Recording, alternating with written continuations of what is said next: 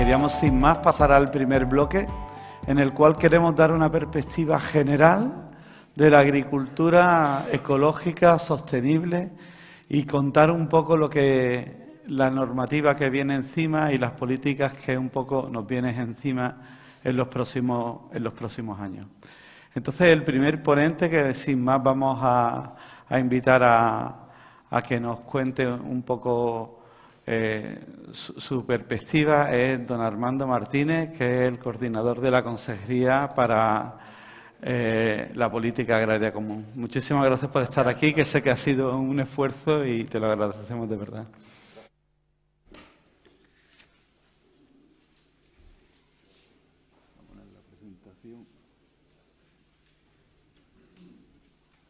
Esta es, sí.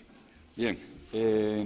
Bueno, en primer lugar, buenos días y agradecer a la Fundación Agroecosistema la invitación para estar aquí con ustedes.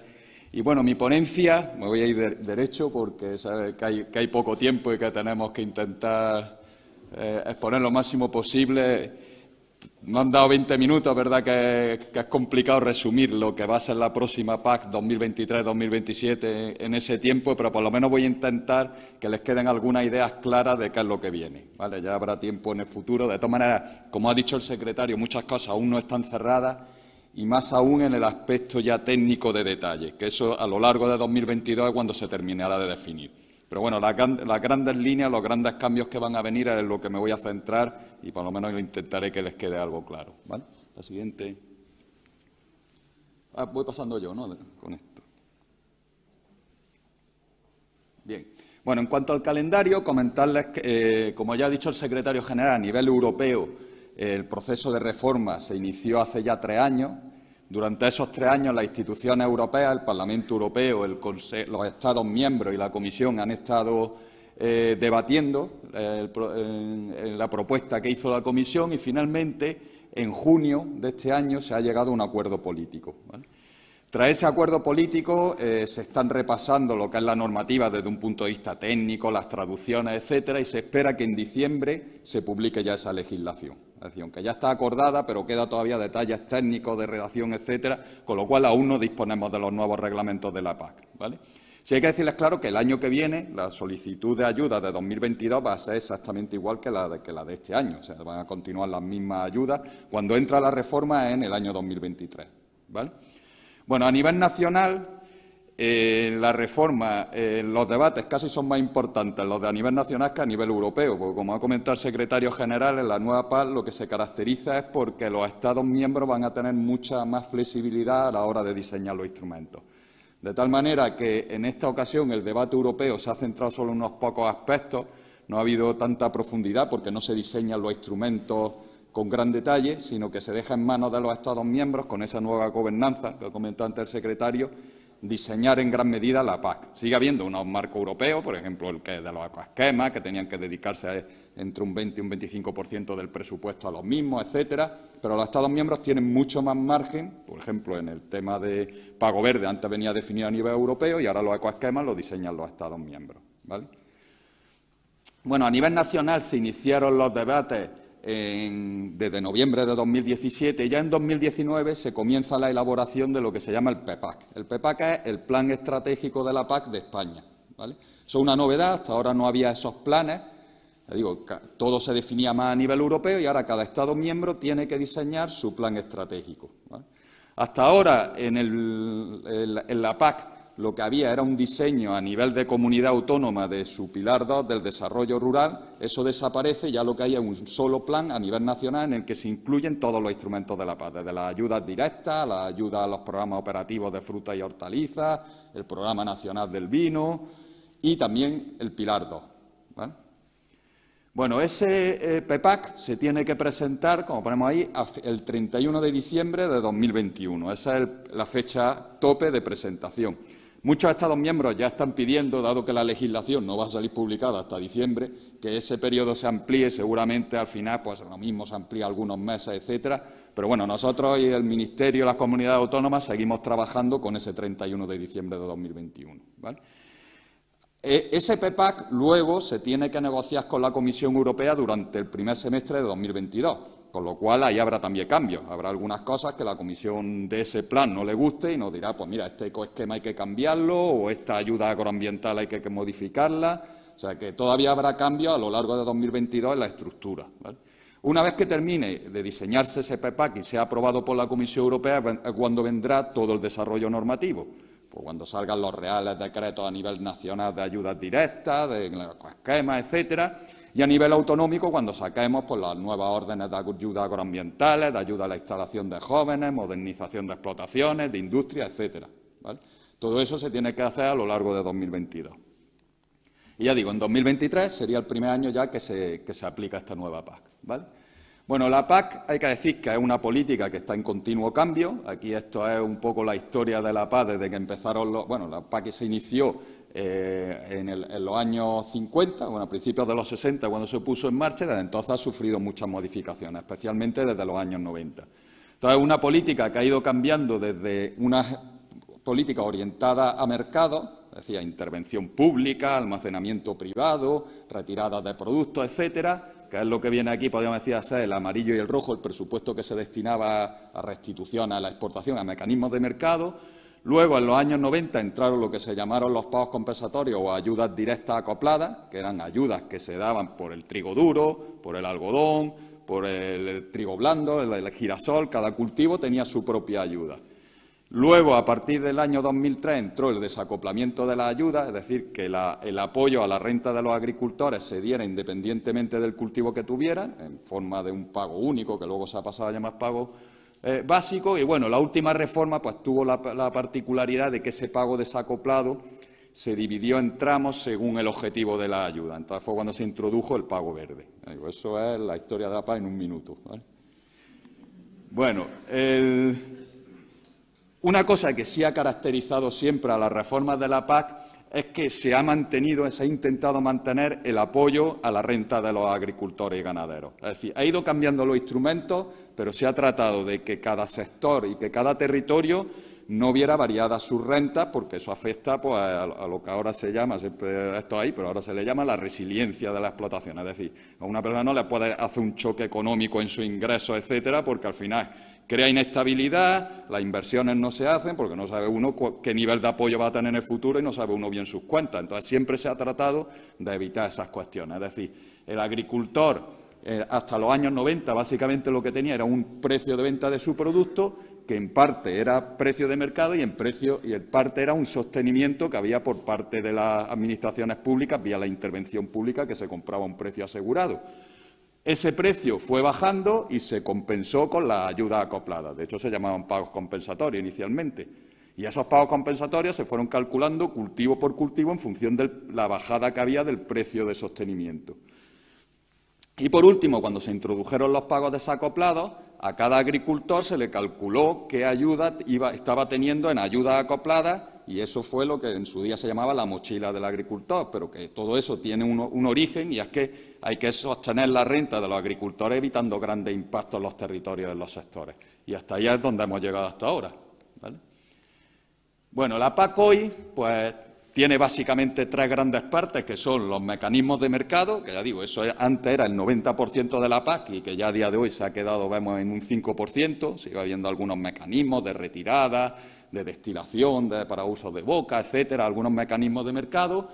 Lo que es la ayuda directa a los agricultores, que vemos que es casi el 70% de la PAC, y luego tenemos el desarrollo rural, que saben ustedes que ahí está todo el tema medioambiental, ayudas agroambientales, ayuda a producción ecológica, ayuda a zonas con limitaciones naturales y las ayudas estructurales y a los grupos de desarrollo rural, enfoque LIDE, ya digo, también ayuda a la instalación de jóvenes, modernización, etcétera, que viene a ser un 25%. El modelo de ayudas directas de España, entrando ya en más detalle, digo, tenemos tres grandes partes, pero hemos visto que las ayudas directas es lo principal, casi un 70, en el caso de España, casi un 75% del presupuesto de la PAC viene vía las ayudas directas.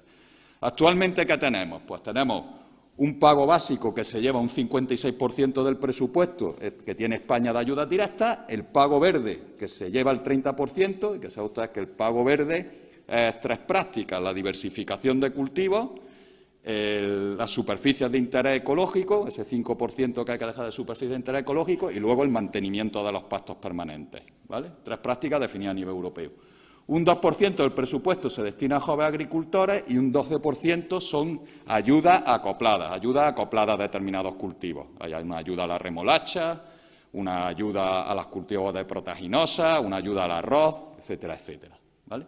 Y por último tenemos un sobrecito allí especial, que es lo que se conoce la ayuda al algodón. La ayuda específica al algodón es una ayuda que está blindada, podríamos decir, a nivel europeo. Por el Tratado de Adhesión de Grecia tiene que haber una ayuda al algodón y de eso también se beneficia España, y el algodón tiene un sobre que es independiente del resto. Las ayudas asociadas del 12%, pues esas las define España y pueden ir variando, etcétera. Pues ahora le doy más dinero a la remolacha, ahora se lo doy a la vaca nodriza, etcétera, etcétera. Pero la ayuda al algodón está ahí fija. Y por último, se introdujo en la última reforma un régimen de pequeños agricultores, que básicamente es aquellos que cobran menos de 1.200 euros, que tienen un solo pago que sustituye a los anteriores.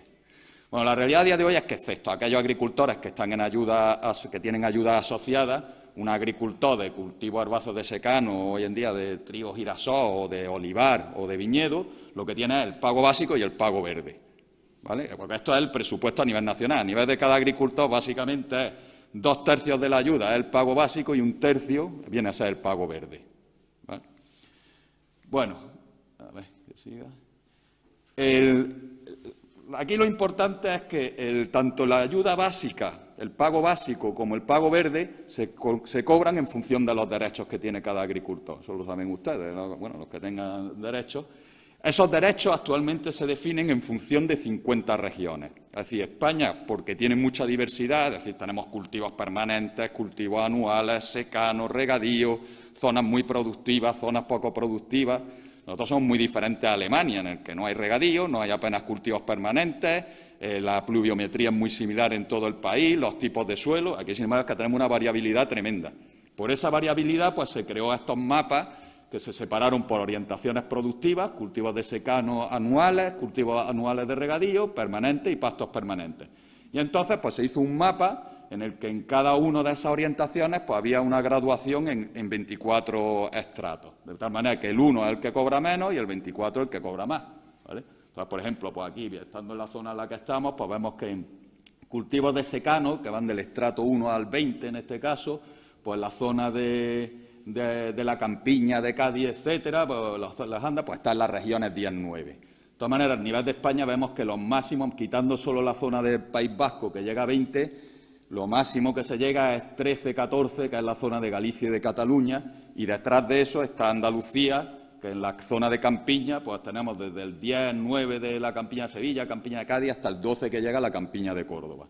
O sea que en España, después de la zona del Cantábrico y Cataluña, lo siguiente más importante es nuestra zona de campiña, es lo que más ayuda tiene, ¿vale?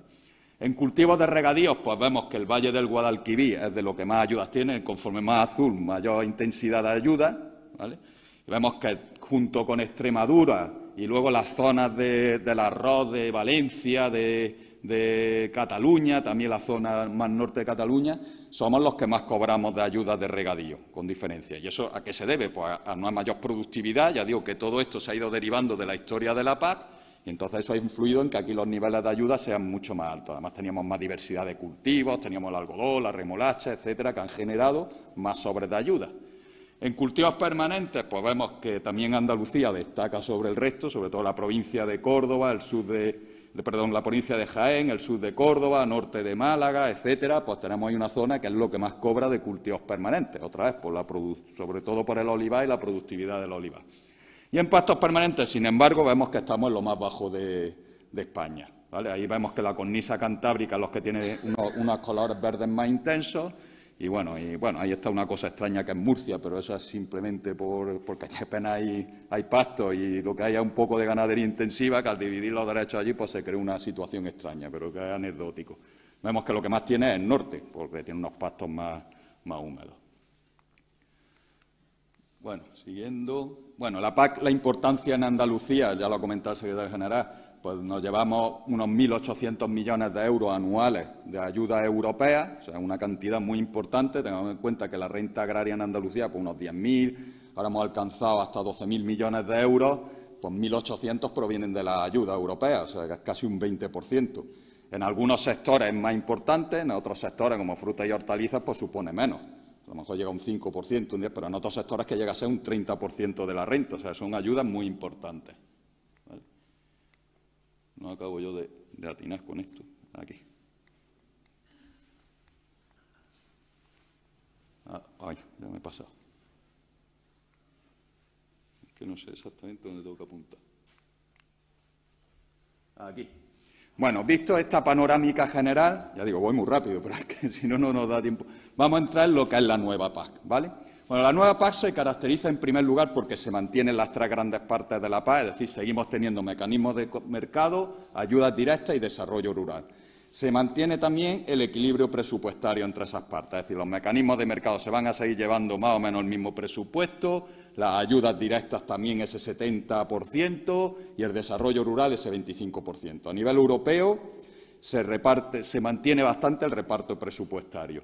Y igual pasa a nivel nacional, es decir, el dinero que en España se va a destinar a cada una de esas partes más o menos se mantiene. Es verdad que se reduce un poco en las ayudas directas, de hecho ya en 2021, que ya empezó el nuevo marco, aunque no entró la nueva PAC, sí entró el nuevo marco financiero plurianual europeo, y ven ustedes que se disminuyeron las ayudas en un 2%. Hubo esa pequeña disminución que esa es la que se continuará. También es verdad que eso, en términos reales, mantener el presupuesto es perder, porque sobre todo cuando ahora tenemos ya una inflación del 5%. No va aumentando las ayudas con la inflación, sino que se mantiene constante, con lo cual en realidad se está perdiendo poder adquisitivo, ¿vale? En eso nosotros calculamos con un 2% de inflación, que era una pérdida del 10% en el presupuesto europeo de la PAC. Si encima la inflación se acelera, todavía la pérdida real es mayor, ¿vale? Bueno, ya digo que no hay grandes cambios en la PAC, no hay grandes cambios en los mecanismos como ha pasado en otras reformas. Lo principal es el nuevo modelo de aplicación, que he comentado antes, con los planes estratégicos nacionales, con el PEPAC, como se le ha llamado en España, ¿vale? Sí hay algunas novedades que vamos a comentar, como la nueva definición de agricultor activo, se intensifica el capping, se introduce un nuevo pago redistributivo, la ayuda básica a la renta se define en nuevas regiones, la nueva arquitectura verde, que es lo que comentaré más, y bueno, también hay algunas novedades, la ayuda a OPFH, la ayuda al vino, etcétera, lo que se llaman las intervenciones sectoriales, ¿vale? Bueno, entrando en el nuevo modelo de ayudas directas, ya hemos dicho que hemos pasado de un modelo basado en un pago básico, que tiene un 56% del presupuesto, basado en derechos, con 50 regiones, y que además los derechos ya estaban convergiendo. Los derechos se calcularon a nivel de cada agricultor, pero ahora su valor iba convergiendo hacia el valor medio de la región en la que tenía, de esas 50 regiones, ¿vale? El pago verde suponía un 30% del presupuesto, ya digo, a nivel de cada agricultor venía a ser un tercio, y era un pago adicional del 50% del valor de los derechos. Es decir, si yo tengo derechos de 200 euros, me daban 100 euros más, ya digo, un tercio, por hacer las prácticas del pago verde. Bueno, de eso vamos a pasar ahora a un modelo nuevo, en el que ya se está definiendo bastante, digo, quedan algunos aspectos por concretar, pero ya está bastante cerrado, en el que el pago básico, en el caso de España, va a pasar de un 56% del presupuesto nacional a un 50%. Y con la novedad de que las 50 regiones se van a convertir ahora en 20 regiones, ¿vale? Y también la novedad de que hasta ahora la convergencia era limitada en los derechos, es decir, los agricultores, algunos iban subiendo y otros bajando, pero limitadamente, y ya la idea es que se haya una convergencia plena, es decir, que todos los derechos de cada región valgan lo mismo en 2029. Es decir, vamos a tener 10 años para seguir en esa convergencia y que se llegue a una tasa plana en cada región en 2029. Se introduce con un 10% del presupuesto un nuevo pago redistributivo. El pago redistributivo es básicamente que a las primeras hectáreas de cada explotación se le sube la ayuda a costa de que a partir de un determinado umbral de hectáreas se disminuye la ayuda. Es decir, hay una transferencia, podemos decir, de las explotaciones más grandes hacia las explotaciones pequeñas y medianas, ¿vale? Porque se sube la ayuda hasta un determinado, es decir, si en una región, por ejemplo, a 150 euros, pues ahora dice, pues hasta las 20 primeras hectáreas se cobra 180 y a partir de no sé qué hectárea, pues se cobra en lugar de 150, 140, ¿vale? Eso todavía se está trabajando, si va a haber un solo tramo, si a lo mejor son 2 tramos, es decir, lo mismo al principio se cobra 180, luego a partir de un determinado tamaño se cobra 200 hectáreas y a partir de determinadas hectáreas se cobra 120. Todavía eso está por definir cómo va a ser, etcétera. Lo que sí se sabe es que el pago redistributivo va a ser un 10% del presupuesto, ¿vale? Luego se introduce una nueva ayuda que son los ecoesquemas. Los ecoesquemas sustituyen al pago verde y va a suponer un 23% del presupuesto. Vemos que supone menos que lo que era el pago verde. El pago verde era un 30%, los ecoesquemas va a ser un 23%. ¿Vale? Y luego se mantiene la ayuda a jóvenes agricultores con un 2% del presupuesto y aumentan las ayudas asociadas. Las ayudas asociadas en España antes era un 12% del presupuesto, ahora se mete más dinero en estas ayudas asociadas. Ese nuevo dinero se va a meter básicamente en los cultivos proteicos, es decir, en las leguminosas de grano o leguminosa para alimentación animal. Se va a meter también en ovino y caprino, en vacuno de leche y también va a haber algo más de ayuda en el arroz y en el tomate para transformación. Pero básicamente el grueso va a cultivos proteicos, a vacuno de leche y a ovino y caprino. Son los sectores que van a haber aumentado su presupuesto. Y luego se introduce, ahí vemos también arriba, lo que se llama intervenciones sectoriales en nuevos sectores. Que aquí en España se va a introducir una intervención sectorial en el olivar tradicional, ¿vale? Que todavía hay que definir hasta qué es olivar tradicional. Ya digo, todo esto está todavía y qué actuaciones concretas se van a hacer. Pero va a ser un poco el modelo de frutas y hortalizas, de programas operativos de frutas y hortalizas, trasladarlo a ese olivar tradicional, ¿vale? Con un 0,6% del presupuesto.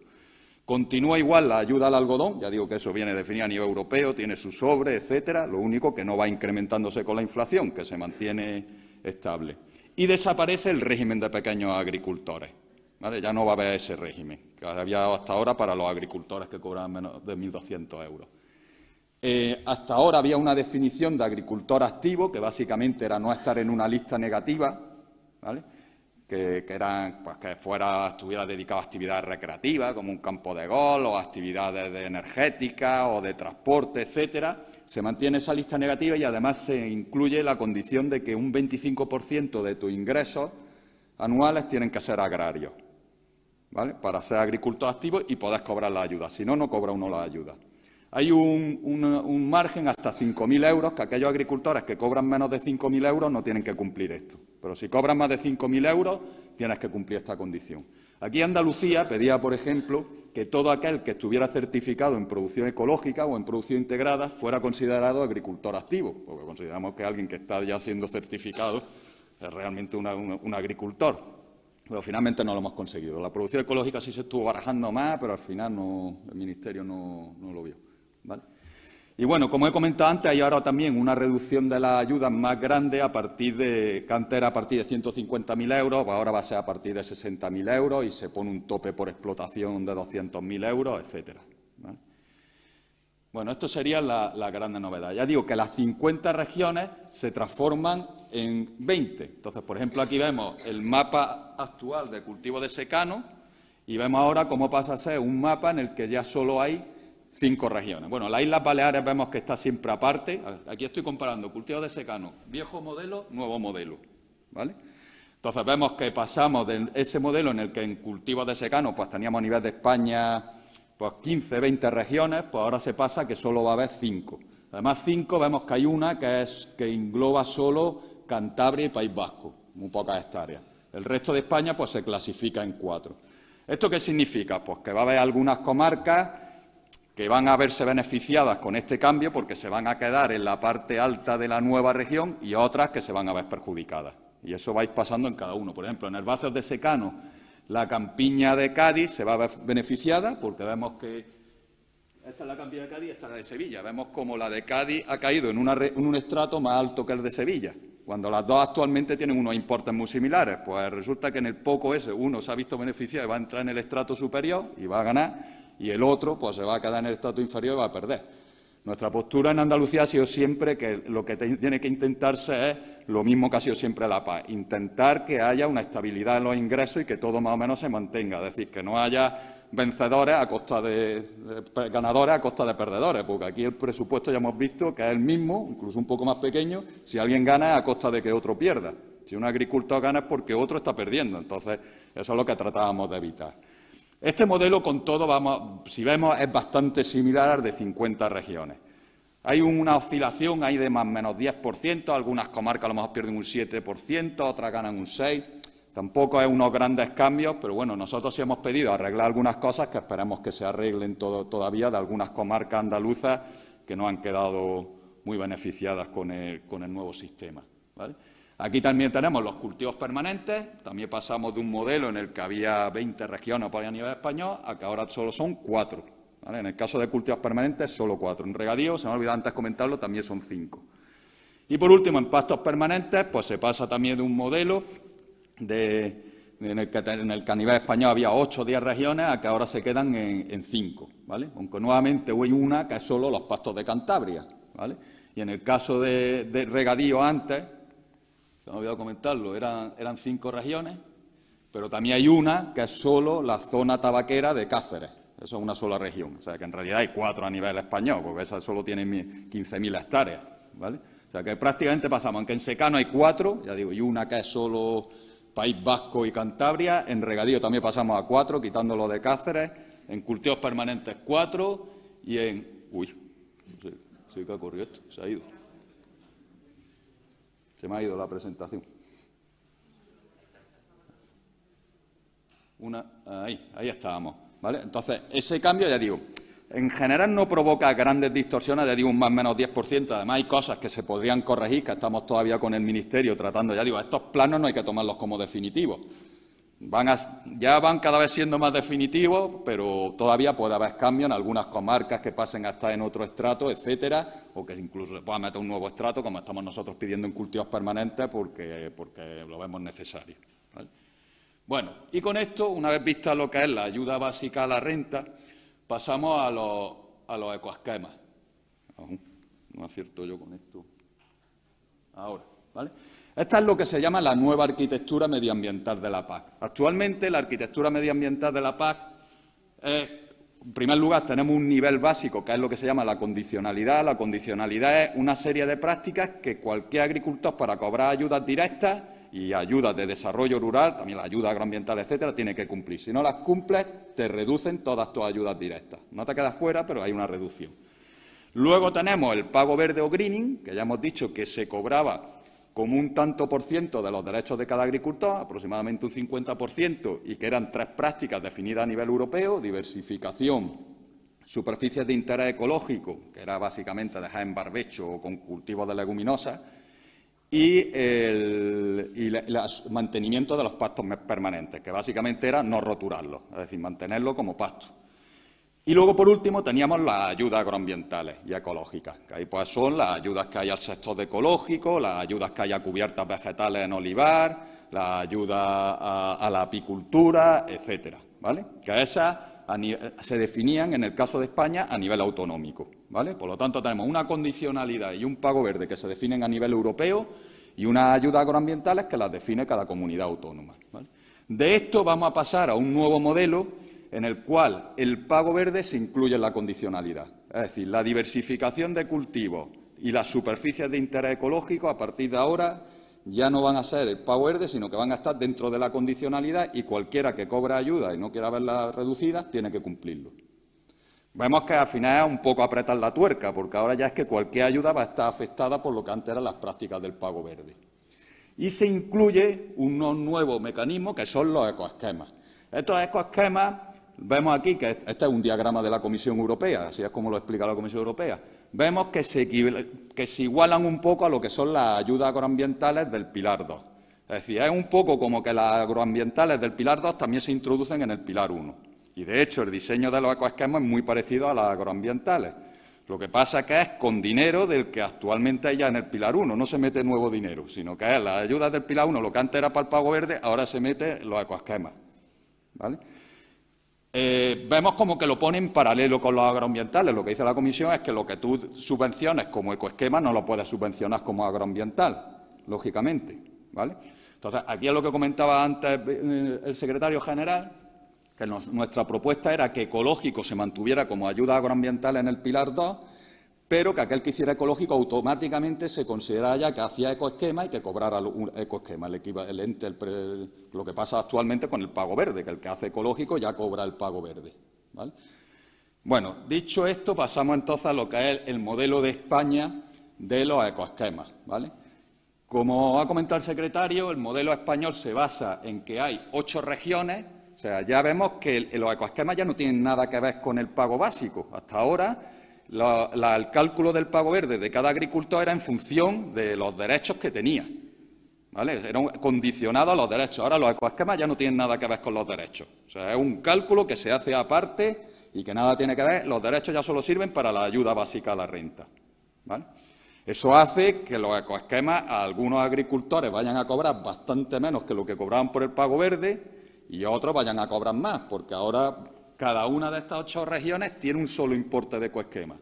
Entonces vemos, por ejemplo, que en los pastos se ha dividido España en 2 zonas, pastos húmedos y pastos mediterráneos.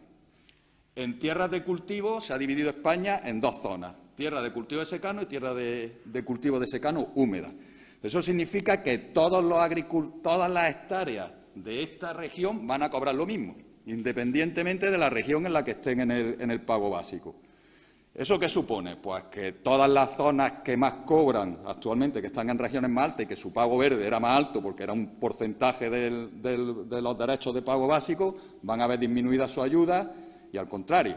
Eso, lógicamente, en la zona de campiña perjudica, porque hemos visto que las campiñas en cultivo herbáceo de secano era lo que era más alto de España después de la cornisa cantábrica. Si vamos al mapa que ha presentado el Ministerio para... Ahora, ya me he pasado.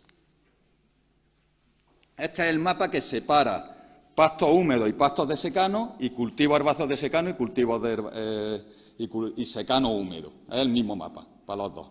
Entonces, ¿qué es lo que se incluye en la zona húmeda? Pues vemos toda la cornisa cantábrica, luego aquí la zona esta de Sierra de Gredos, etcétera, y en el caso de Andalucía lo que entra en la zona buena, porque la zona esa va a cobrar aproximadamente el doble de ayuda, que la otra es la zona de la Sierra de Huelva, la zona aquí de Cádiz, de la Sierra de Cádiz, la Janda, el campo de Gibraltar, la zona de Ronda y la zona de Sierra de Segura. Eso en herbáceos de secano va a cobrar aproximadamente el doble y en pasto va a cobrar el doble que el resto, ¿vale?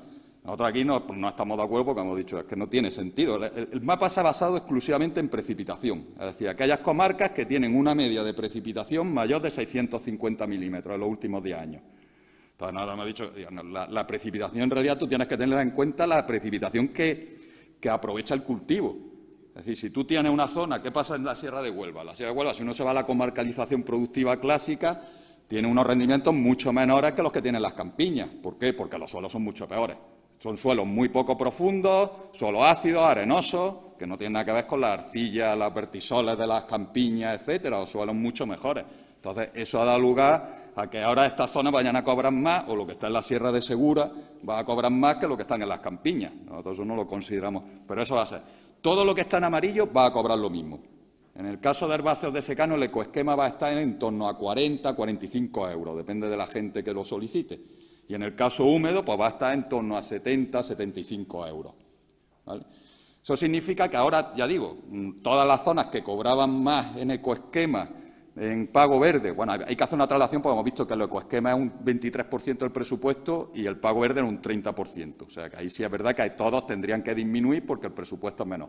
Pero a partir de ahí, hecha esa equivalencia, que más o menos viene a ser un 80%, algunos agricultores van a ver que su pago nuevo ambiental, podríamos decir del Pilar 1, va a verse disminuido respecto al antiguo pago verde, y otros van a verse aumentado. Otra de las zonas más orientales de Andalucía, Granada, Almería y todo eso, que estaban en las regiones más básicas de secano, pues eso sí van a aumentar. En el caso del regadío, toda España es una sola región. O sea, que ahí es una tasa plana nacional, todos los ecoesquemas en regadío van a cobrar lo mismo. Y en el caso de leñosos, según vemos en la tabla aquí, lo que se ha hecho es que se divide por pendiente y además no de la comarca, sino del recinto. Según la pendiente que tengas en tu recinto, entra en una de estas 3 regiones de cultivos leñosos. La de menos del 5% es la que menos cobra, luego de 5 a 10 cobra más de ecoesquema y de mayor del 10% cobra más, ¿vale? El ecoesquema para cada una de estas 8 regiones es siempre el mismo importe. Lo que sí tiene es la posibilidad de escoger entre varias prácticas, ¿vale? De tal manera que uno en pastoreo puede elegir entre pastoreo extensivo o siega sostenible. Siega sostenible es sobre todo para el norte. Aquí, bueno, hay algunos sitios que se hace siega, pero poco. Sobre todo iríamos al pastoreo extensivo, que básicamente, ya digo, esto tiene mucho más detalle técnico y, aparte, va a variar el detalle técnico porque hay que negociarlo con la Comisión Europea, las comunidades autónomas todavía estamos pidiendo cosas, pero bueno, básicamente es tener menos de 1,2 UGM hectáreas. Será la condición para cobrar esta ayuda, ¿vale? Nosotros aquí pedíamos que se igualara a lo que hay en producción ecológica, 2 UGM hectáreas. Eso en España se va a utilizar para la zona húmeda, 2 UGM hectáreas, pero los pastos mediterráneos van a poner 1,2, es la propuesta del Ministerio. Nosotros queremos que se suba a 2. ¿Vale? Bueno, en cultivos herbáceos de secano, las 3 prácticas posibles, entre las que hay que elegir una, y para cobrar el ecoesquema este de 40 y tantos euros, va a ser o siembra directa, ¿vale? Ahí pone agricultura de conservación y siembra directa, pero hay que hacer siembra directa. O hacer siembra directa o rotación con especies mejorantes, que básicamente es que un 40% de la superficie, ya digo, por ahora un 40%, todavía está ahí, con un 40% tienes que rotar, es decir, con un 40% de tu superficie de cultivo herbáceo secano, en un año tiene que ser diferente al que había el año anterior. Hay que hacer rotación un 40%. Y un 10% tienes que dedicarlo a especies mejorantes, que básicamente son leguminosas, oleaginosas también, o sea, el girasol entra como especie mejorante, básicamente leguminosas y oleaginosas, ¿vale? O la tercera opción es una superficie no productiva en tierra de cultivo, ¿vale? Esa superficie no productiva va a ser o barbechos semillados o márgenes multifuncionales, es decir, con determinadas especies para favorecer los polinizadores, o también dejar una superficie sin cosechar para la avifauna, ¿vale? Esa superficie tiene que ir lógicamente más allá de las superficies de interés ecológico, que ya hemos dicho que se incluye en la condicionalidad. Entonces, básicamente sería que un 4 o 5% tendrías que dejarlo por condicionalidad y un 5% adicional para cobrar el ecoesquema, hasta llegar al 10% por ahí se está barajando en secano. En regadío sería menos, un 7% por ahí, ¿vale? Eso es lo que se está barajando. Entonces, uno tendrá que elegir estas 3 prácticas. O hago rotación, o dejo un 10% en barbecho semillado, etcétera, o me voy a la siembra directa. Esas son las prácticas que vemos, tanto en secano como en regadío. Ya digo que en secano hay 2 regiones, lo húmedo y lo seco, y en regadío sería una sola región para toda España. Lógicamente, en regadío otra vez.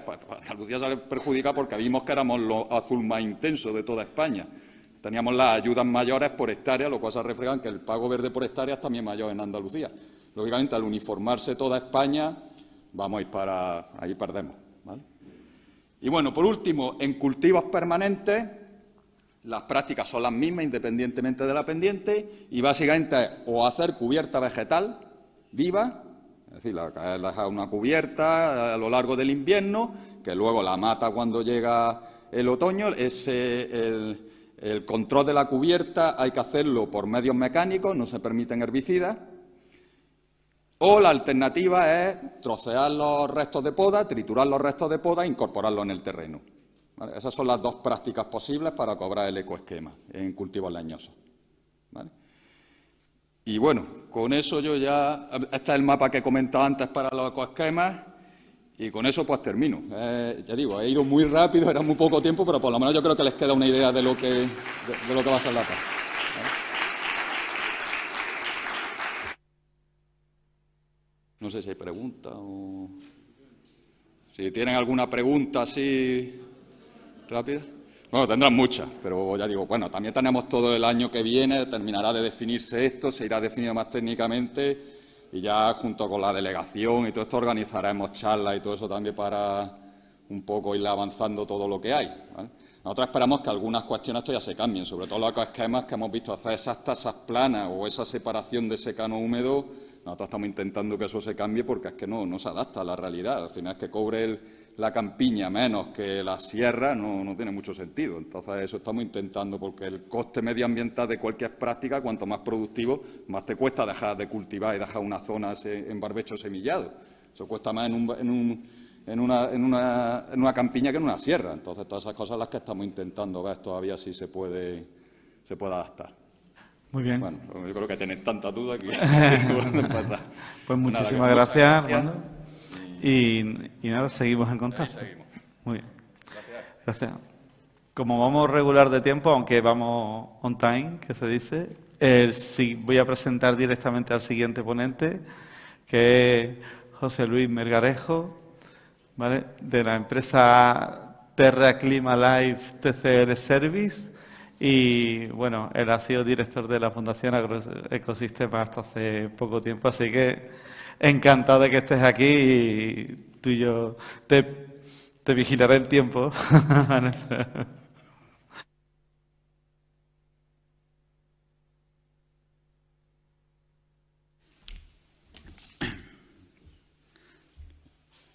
Buenos días a todos y a todas. Le acabo de decir a Armando si los 20 minutos eran europeos o españoles, porque me dice... tenía una compañera en otro trabajo hace ya muchos años que trabajaba conmigo y le decía a veces yo, Carolina, en un minuto estoy contigo. Y me decía, ¿un minuto europeo o un minuto español?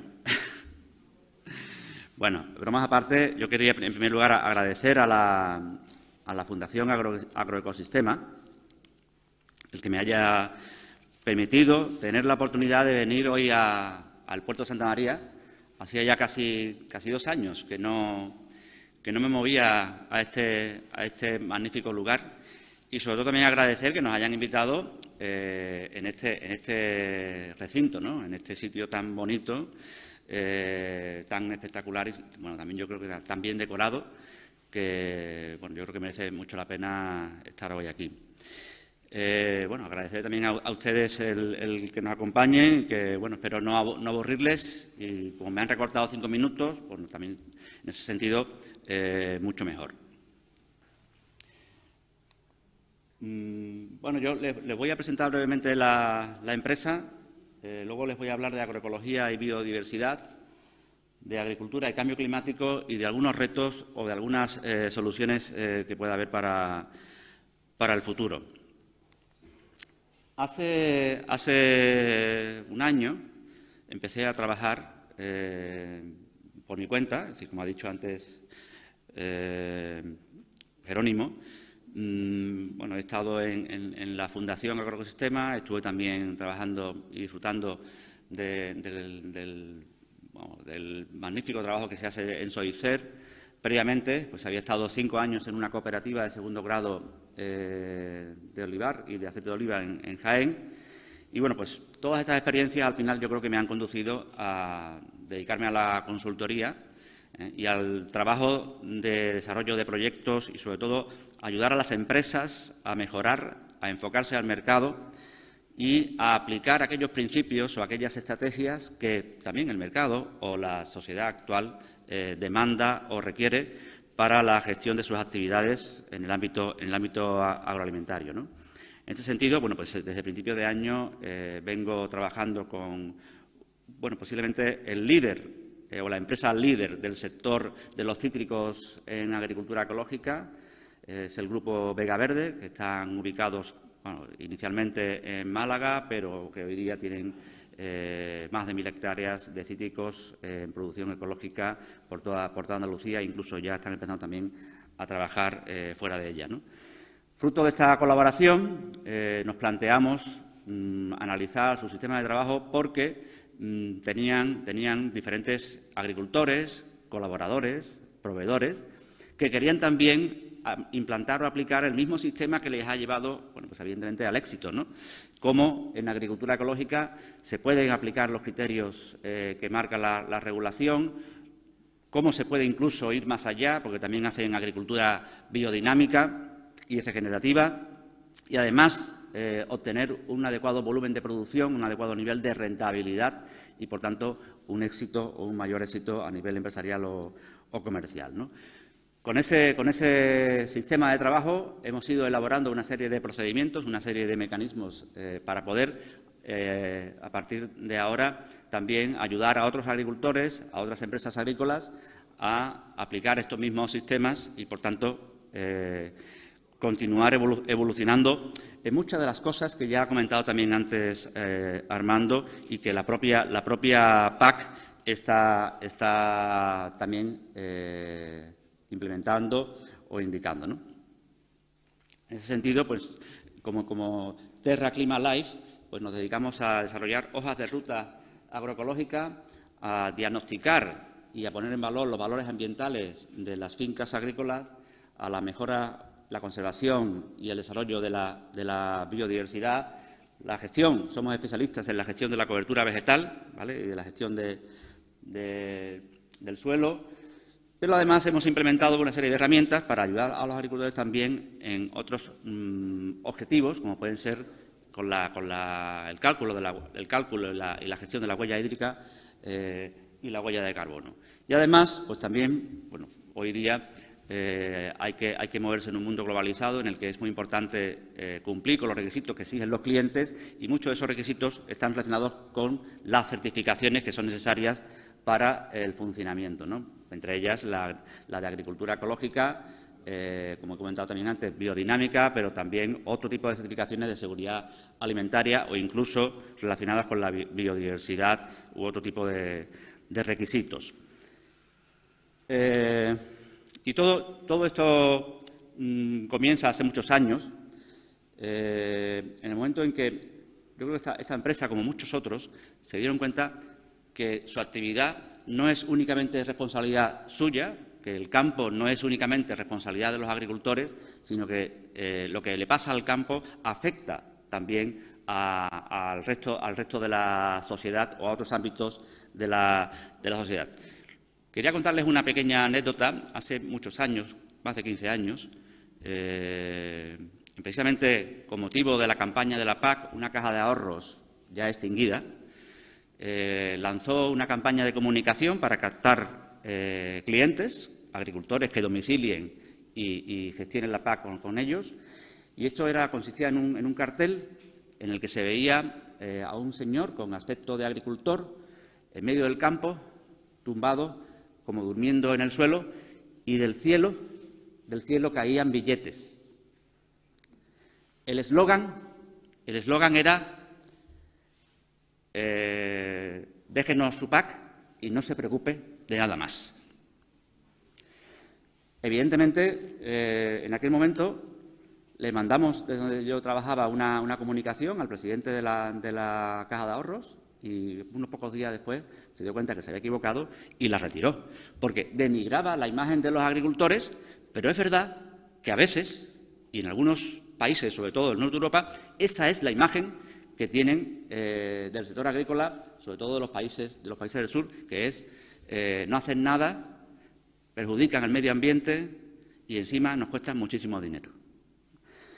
Sin embargo, la agricultura es todo lo contrario. La agricultura se dice que es el mejor oficio del mundo. Se dice que, bueno, pues es fundamental para la alimentación del planeta, para la salud de las personas, la seguridad alimentaria. Es más, si la agricultura la inventaron las mujeres, ¿cómo no va a ser buena la agricultura? Veo que también hay muchas mujeres aquí. No sé si les hace, en fin, se sienten identificadas en ese sentido. Con el paso del tiempo, la agricultura ha ido evolucionando, ha ido para adelante, ha ido para detrás. Yo me quisiera parar en este señor, Rudolf Steiner, que, bueno, en el año 1920, nació en 1961-25, en torno al año 23, pues empezó a dar conferencias y a comunicar lo que él denominó la agricultura biodinámica o biológica. Empezó a hablar de un organismo granja, empezó a hablar de rotación de cultivos, del compost de estiércol como fertilizante, de abonos verdes, de control mecánico de malas hierbas, etcétera, ¿no? Fíjense ustedes, en el año 1923 puso un ejemplo que decía: si podemos experimentar con la alimentación de todo un rebaño de bueyes, dándoles de repente palomas, obtendríamos un rebaño de bueyes completamente locos, ¿no? Pues muchísimos años después, a mediados de los 90, no sé si recordarán la crisis de las vacas locas precisamente estaba relacionado con este mensaje, cómo se le daban productos de origen animal como alimentación a las vacas y esto les perjudicaba. Y de hecho se llamó la crisis de las vacas locas, ¿no? Steiner fue un visionario, fue discípulo de Goethe, pero también, por ejemplo, no sé si lo saben, recopiló mucho conocimiento de los alquimistas andaluces, los cuales ya practicaban metodologías o sistemas de agricultura o de gestión de la producción agraria que él introdujo en sus principios y en su definición de lo que es la agricultura biodinámica. Con el paso del tiempo, pues Howard lo llamó orgánica, Müller biológica, Fukuoka natural, Mollison desarrolló la agricultura. ¿Ya me quedan 5 minutos? Pues acabo de empezar. Bueno, pues entonces voy a ir muy deprisa. Bueno, la producción ecológica, la agricultura ecológica ha ido evolucionando.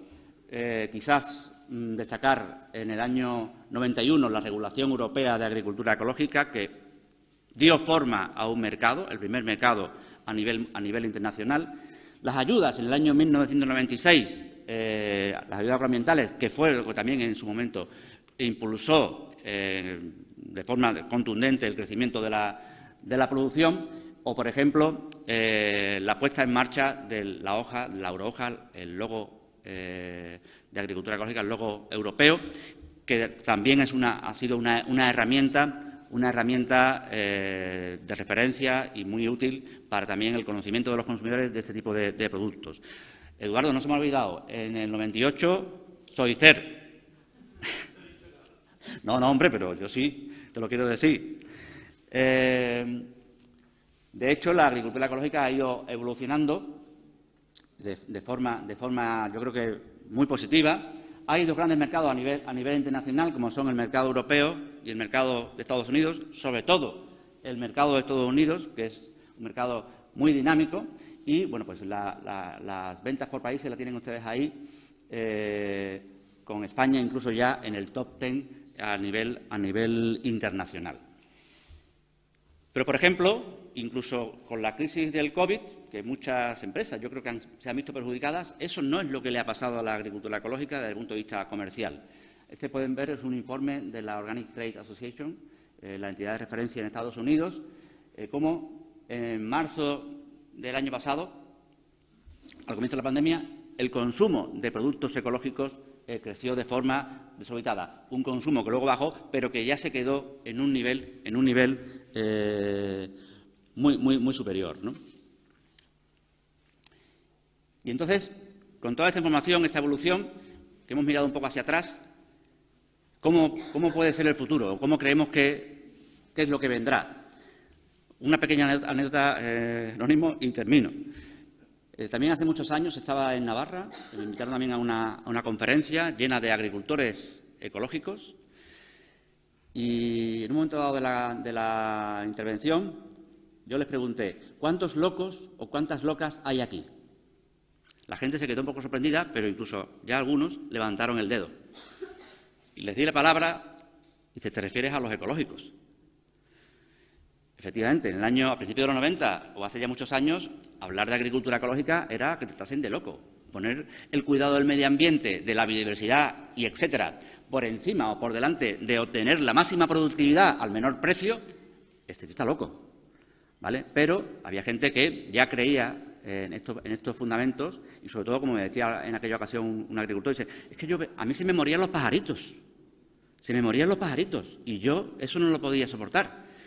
Entonces yo le pregunté, bueno, ¿pensabais que ibais a tener ese desarrollo y ese crecimiento tan positivo que hemos tenido durante los 20 años después desde que empezaste? Me dijeron que en absoluto, en absoluto. Y entonces le pregunté, bueno, ¿y ahora cómo pensáis que va a ser los próximos 10 años? ¿Cómo creéis? ¿Mejor? ¿Peor? ¿Vais a estar temerosos, igual que hace 20 años, porque no sabíais muy bien qué es lo que podía pasar? Tenemos, por un lado, el cambio climático, que ya creo que nadie pone en duda. Los objetivos de sostenibilidad, que yo creo que también todos tenemos integrados en nuestro conocimiento, los Objetivos de Desarrollo Sostenible, la sostenibilidad de la sociedad basada en estos dos pilares, no solamente medioambiental, sino también social y económica, el Pacto Verde Europeo, la estrategia del campo a la mesa, la estrategia de biodiversidad. El Ministerio de Agricultura, no lo digo yo, ha hecho una predicción de cuál va a ser el desarrollo de la agricultura ecológica en los próximos 10 años. Si en 2019 el volumen mundial a nivel económico era de 106.000 millones de euros, para 2030 se estima que como mínimo puede ser de 200.000 millones de euros. Pero, pues como el agricultor que decía en la caja aquella, ¿no? Nos echamos a dormir y no tenemos nada más que hacer. Pues la verdad es que no, porque como ha dicho antes Armando, desde el punto de vista de los fondos europeos, hay que ir asumiendo nuevas responsabilidades, hay que ir implementando cambios y evolucionar en la gestión y en las prácticas agrarias, sobre todo con dos fundamentos o con dos enfoques. Me voy al final ya. ¿Cómo aprovechar, por un lado, que la agricultura es parte de la solución, ¿vale?, como mitigadora del cambio climático, y al mismo tiempo cómo reducir el problema que puede ser la agricultura también como parte o como responsable de una parte de las emisiones, ¿no? Y les voy a decir, pues me gusta siempre hablar en positivo, la Unión Europea, la Comisión Europea va a poner en marcha una normativa, una regulación para que en el mercado del carbono no solo se pueda mitigar o compensar las emisiones con fincas forestales o con sistemas de deforestación, sino también próximamente con cultivos leñosos, entre ellos el olivar, los cítricos o los almendros. Y el mercado de carbono será también, además de las ayudas o de la venta de los productos, posiblemente un nuevo ingreso, una nueva forma de desarrollo económico para los agricultores. Bueno, no me paro mucho aquí. En definitiva, y por simplificar, tenemos que hablar de agricultura y ganadería como cuidado de la tierra con T mayúscula y como cuidado de la tierra, del suelo, con T minúscula. Muchas gracias y únicamente decir que me alegro que el toro sea de cartón.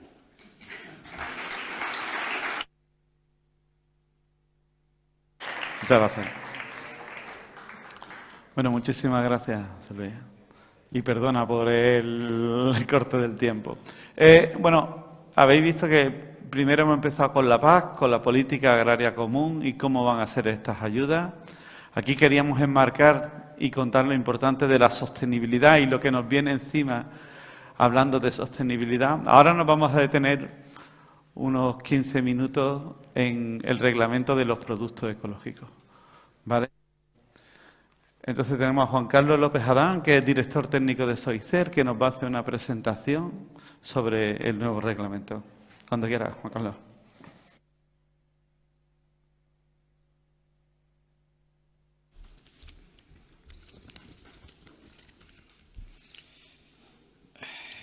Bueno, pues buenos días, gracias a todos por venir y por vuestra asistencia tan abundante, porque siempre es bueno venir a un foro así y que tengamos este apoyo, ¿no?, por vuestra parte. Me ha tocado la parte más fea, como siempre, la parte del reglamento, ¿no?, porque el reglamento, lo difícil no solo es legislarlo y hacerlo y prepararlo, sino también luego cumplirlo por parte de los operadores y también luego controlarlo por parte de los organismos de certificación. ¿Está la ponencia? Sí. Pasaron desde el primer cambio, porque ya llevamos el tercer cambio de reglamento que tenemos, ¿no? El 2092, antiguo, 25 años después salió el 834 y 11 años después, hemos ido reduciendo el tiempo, ha salido el 848, que salió en 2018. Este reglamento, este es el mando, ¿no? Toma su tiempo. Vale. Este reglamento está basado en la estrategia de la granja a la mesa, es decir, un objetivo para 2030 donde se pretende reducir el 50% de los plaguicidas en el campo y en los productos, el 50% de las pérdidas de nutrientes del suelo, con la importancia que tiene para la producción, reducir el 20% de los fertilizantes, reducir el 50% de los antimicrobianos animales y, con todo esto, conseguir también un aumento del 25% de las tierras ecológicas. Ahí es poco. 2030 está lejos, pero hay que conseguirlo. Entonces, esos son los objetivos que se plantean en este caso la nueva regulación del reglamento. Ha sido un proceso largo, de más de 4 años, la creación del mismo. Esto es que va lento. Se publicó en 2018, como he dicho, unos 4 años de trabajo de notas de la comisión diciendo cómo se podía hacer mejor, de otra manera, trabajo experto, comunicaciones, informaciones, dando también nuestras opiniones. Se iba a aplicar el 1 de enero del 21, llegó el COVID, nos pilló un poco fuera de lugar y hubo que posponerlo un año más. Y ya no se pospone, el 1 de enero del 22 entrará en vigor. Se basa principalmente este reglamento en 2 pilares, biodiversidad y sostenibilidad. Son 2 palabras importantes que nos van a garantizar que el reglamento lleve un objetivo y unos principios, ¿vale? Esos principios están recogidos a lo largo de, no un reglamento, porque dice el 848 me lo leo y ya está, 200 páginas, no. El 848 tiene luego no sé cuántas modificaciones, más de 20 modificaciones, y van saliendo. A lo mejor hoy mismo ha salido alguna, o sea, todos los días salen modificaciones. Te modifican el anexo 2, el anexo 3, el anexo 4, y entonces es un trabajo constante de estudio y de interpretación, porque claro, esto está legislado para toda la Unión Europea, entonces tenemos que ver un poco cómo lo podemos aplicar aquí, ¿vale? El ámbito de aplicación es lo más importante, o por lo menos lo que a mí me llama más la atención, porque se han incluido muchos, bueno, estaban incluidos ya los productos agrarios no transformados, los transformados, las semillas, material de reproducción vegetativa y los piensos, pero se han incluido nuevos productos que están vinculados a la agricultura. Y en este caso, los productos nuevos, que de hecho había como una carencia y se necesitaba que estuvieran incluidos, pues han entrado mate, maíz dulce, hojas de vid, palmito, lúpulo. Se estaban haciendo cosas con hojas de olivo, con hojas de vid, pero eso no estaban dentro del alcance. Ahora sí están dentro, porque proceden de la actividad agrícola y ¿por qué no van a estarlo, no? Las levaduras también han entrado como producto agrario. La sal marina, que se estaba certificando la sal marina tiempo atrás en pliegos privados, ahora ya la tenemos dentro del reglamento, podrá llevar todas sus indicaciones con una reglamentación oficial. Los capullos de seda, gomas y resinas.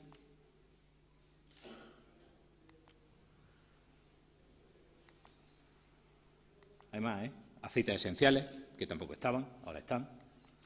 Cera de abejas, lanas y pieles, procedentes de animales. Tapones de corcho, algodón y preparación de vegetales, la hoja de olivo, gomas y resinas. Como veis, el ámbito de aplicación ha crecido muchísimo, con lo cual nos va a dar también más margen para poder certificar otras cosas que antes andaban o bien por pliegos privados o no se certificaban directamente. ¿De acuerdo? El reglamento es muy largo, como os digo. Yo aquí, en el tiempo que nos han dado, no me voy a extender demasiado, pero sí voy a comentar las novedades, o por lo menos lo que a mí más me ha llamado la atención. Después de 20 y tantos años de conocimiento de reglamentación ecológica, he visto el reglamento y ha habido cosas que me han llamado la atención y que creo que os las debo contar para que sepáis un poco por dónde va o qué camino lleva, ¿vale? La primera que me ha llamado la atención es que los productos en conversión no se pueden vender como conversión. Y diréis, bueno, ¿no se puede? No se puede, salvo los que sean alimentos, es decir, los que sean alimentos, piensos o material de reproducción vegetativa. Y salvo esos alimentos y piensos que estén compuestos por un solo ingrediente y que ya hayan pasado su periodo de conversión del primer año, o sea, 12 meses. En ese caso sí se podrían comercializar, ¿vale? Tenedlo en cuenta, esto es importante. Está claro que un transformado o con multiingredientes en conversión no se podría vender. La caza y la pesca. ¿Qué ha pasado en el nuevo reglamento con la caza y la pesca? Pues lo mismo que pasaba antes. En este caso no hay novedad. Siguen siendo de animales salvajes y no se consideran método ecológico. Se podrán certificar cosas que contengan productos de la caza y la pesca, pero haciendo referencia solo a los ingredientes ecológicos que los acompañan. Por ejemplo, una trucha en aceite de oliva ecológico. Eso sí se podrá certificar, pero no la trucha que proceda de pesca, por ejemplo. ¿Vale? Sí, no nos equivoquemos, sí se podrán certificar las truchas que procedan de acuicultura, en este caso de cría, ¿vale? Eso sí. Principios generales. Palabras que me han llamado la atención y que en el otro reglamento no estaban. Paisaje natural, patrimonio natural, preservación de los mismos y garantía de integridad de los productos ecológicos. Esto de la integridad de los productos ecológicos suena así como extraño, pero lo que queremos es que el producto ecológico que esté en el mercado, que salga de verdad, que tenga una garantía de que es ecológico al 100%. Garantía basada seguramente en controles, en muestreos y en pruebas que se hacen a lo largo de la cadena de certificación del producto. Y en rojo, ojo, no clonación y no radiación ionizante. Eso no ha cambiado, pero se matiza, ¿vale? Y también, no lo he puesto, pero también no OGM, ¿vale? Que el 834 sí dejaba algunas cosas abiertas a los OGM, en este lo deja muy claro, no OGM. Excepciones se van a seguir manteniendo. Obviamente no hay semillas ecológicas suficientes, no hay animales suficientes ecológicos tampoco. Para temas de ganadería también habrá excepciones de que se permitan, en este caso, algunas prácticas. Y para el tema de los piensos, cuando haya temas de escasez o problemas de sequía y demás. Eso se van a seguir manteniendo. Están recogidas en el reglamento a lo largo del mismo. El reglamento se basa también en que la fertilidad del suelo se incremente y se basa en aspectos muy concretos. Entonces, nos mete la rotación con leguminosas, rotaciones, abonado verde, diversidad vegetal, elección de variedades, en este caso, adecuadas a la zona, y estiércol y materia compostada. El objetivo es incrementar... Me sobran 4. El objetivo es incrementar, en este caso, la fertilidad del suelo. Es uno de los objetivos. Y ligado con la fertilidad estaría también el tratamiento de las plagas. No todo vale en las plagas, no todo vale, me refiero, vamos a coger el anexo 2, bueno, ahora creo que es el 1 en el nuevo reglamento, antes era el 2. Vamos a coger el anexo 2 y vamos a ver qué se puede utilizar. No, ¿vale? Las plagas, lo que hay que primero es que hacer un trabajo de preparación y de prevención. Para eso, enemigos naturales, yo cada vez lo veo más en el campo, cada vez se utilizan más enemigos naturales, elección de variedades adecuadas, como he dicho antes, rotación de cultivos, métodos físicos y, muy importante, métodos térmicos también, como insolación, vapor y otros procedimientos que ayudan, en este caso, a prevenir infecciones, en este caso, plagas. ¿Producto autorizado? El anexo 1, como he dicho, del reglamento, por supuesto, pero solo si es necesario, ¿vale? Vamos a intentar bajar ese nivel que teníamos de químico, esa dependencia, y siempre con un buen manejo. ¿Los ingredientes agrarios no ecológicos se podrán seguir usando? Pues sí, se podrán seguir usando porque nos encontraremos en alimentos transformados que habrá que utilizar algún ingrediente que no es tan ecológico y que lo necesitamos urgentemente, porque si no el producto no se puede hacer. Entonces, en este caso, habrá autorizaciones de la autoridad competente por 6 meses y como máximo 2 veces, ¿vale? Las normas de producción, pues esto son todas estas. Las han desarrollado a lo largo de los reglamentos. Ahora sí están bien desarrolladas. Antes estaban un poco mezcladas en el 889, el 834. Ahora están normas de vegetal, normas de materia de reproducción vegetativa, de ganadería, de acuicultura, de alimentos transformados, de piensos, de vino y de levaduras. En ganadería se contemplan algunas modificaciones. Yo solo voy a contar 2 o 3. Las que más me han llamado la atención. Las gallinas. A partir de ahora se acabaron eso de las granjas que estaban en un listado del Ministerio, que se podían coger gallinas no ecológicas. No, ahora todas tienen que ser ecológicas para, en este caso, con fines de producción. Para producción. Y hay cambios también, en este caso, en las características de los gallineros, ¿vale? Cambios sustanciales. Han incluido dos nuevas especies que no estaban, los ciervos y los conejos. Ya han definido el periodo de conversión, 12 meses y 3 meses. Antes se hacía por mutanti, como llaman ellos. Es decir, se hacía una estimación, pues si el ciervo se parece a una cabra, pues se le daba el mismo periodo de conversión. Ahora ya le han puesto su periodo de conversión. El RRPC lo han definido mucho más. Hay un reglamento entero de RRPC, ¿vale? En ese, bueno, por supuesto, 3 años sin tratamiento, eso se mantiene, pero se van a pedir mapas de suelo y de terreno, análisis de riesgo, importante. Vamos a basar las cosas en análisis de riesgo. No todo tiene que ser igual, dependerá del análisis que hagamos del riesgo que haya. Análisis de laboratorio, informes de inspección, otros documentos y declaración de la autoridad competente y organismo de control. Aquí lo que han hecho ha sido como, digamos, normalizarlo. Cada uno hacíamos el reconocimiento como queríamos, como podíamos, como buenamente podíamos. Lo han normalizado y yo creo que es un acierto. Excepciones. Bueno, en este caso las excepciones se refieren cuando los agricultores vendan directamente al consumidor. Van a permitir que no tenga que estar certificado como una industria o como un procesador en este caso, ¿vale? Hay condiciones, no me voy a extender en ellas porque vamos con prisa, pero hay condiciones para estas excepciones, ¿de acuerdo? De que no tengan que tener certificado. Grupo de operadores, esto es nuevo también, es importante. Han creado una opción de certificación que ya existía en terceros países y demás, y en otros pliegos, pero en ecológico no estaba, de certificar grupos de operadores. Han puesto unas condiciones de que sean agricultores, de que unas condiciones económicas de los miembros, de facturación y demás, y de superficie, máximo de superficie que tenga que tener ese grupo de productores. Ese grupo tiene que estar ubicado en un Estado miembro o tercer país, tener personalidad jurídica, estar cerca geográficamente, no vale que uno esté en Cataluña y otro en Almería, que comercialicen conjuntamente y que tengan autocontroles documentados por parte de su grupo.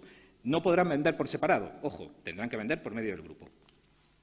Frecuencia de los controles, como siempre, una vez al año. No obstante, han permitido la salvedad para operadores que son muy buenos o que lo hacen muy bien, que si después de 3 años sin no conformidades y la hemos catalogado como bajo riesgo, podremos tenerlos casi a los 2 años, extender el control, pero nunca superando los 24 meses. ¿Vale? Porcentaje mínimo... Otra vez le he dado. Porcentaje mínimo de muestreo. Esto igual, no anunciada el 10%, no anunciadas son auditorías que no se anuncian al operador, adicionales, aparte de la anual que se hace al año, el 10% también, las muestras el 5% y los grupos de operadores se controlará el 5% de los operadores y muestras al 2%. Ojo, si son menos de 10 operadores, se verán todos, no habrá muestreo. Finalmente, vamos a crear un catálogo de no conformidades que está en proyecto, bueno, con las comunidades lo tenemos ya más o menos definido, pero habrá que adaptarlo a lo que nos diga la Unión Europea en este caso, donde se catalogarán de 3 formas, leve, grave y crítica. En este caso, pues habrá no conformidades con las que no puede haber un certificado, como puede ser la crítica, y la grave que habrá que solucionarla, y las leves porque serán como las desviaciones habituales. Y nada más, muchas gracias por vuestra atención, y si tenéis alguna duda, pues...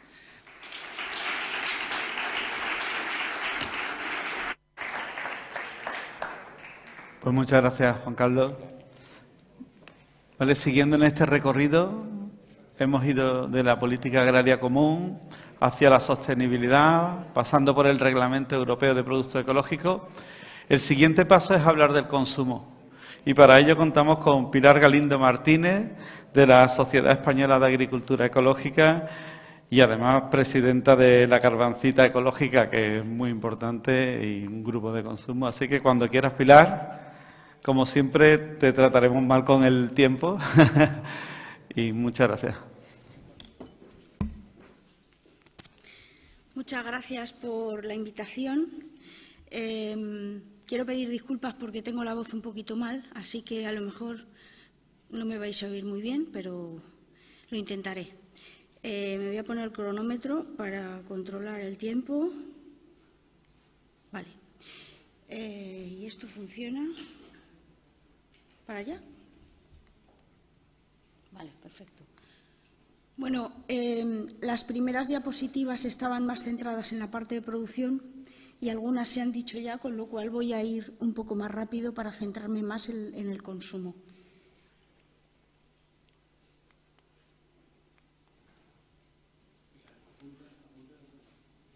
¿A dónde? Ajá, vale.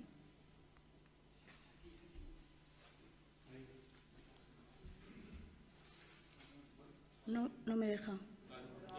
Vale. Bueno, todos sabemos el crecimiento exponencial que está teniendo la producción ecológica. Todos sabemos que está sobre todo localizada en países América del Norte, Europa, Oceanía también.